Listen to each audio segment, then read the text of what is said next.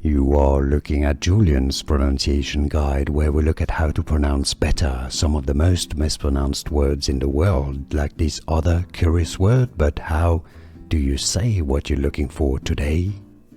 Let's learn how to pronounce the name of this ancient church in Milan, in the center of Milan, commissioned by Saint Ambrose.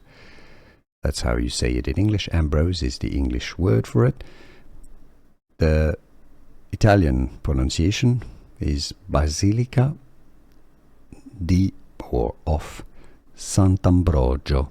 Ambrogio, Sant'Ambrogio. How to pronounce in Italian? Basilica di Sant'Ambrogio.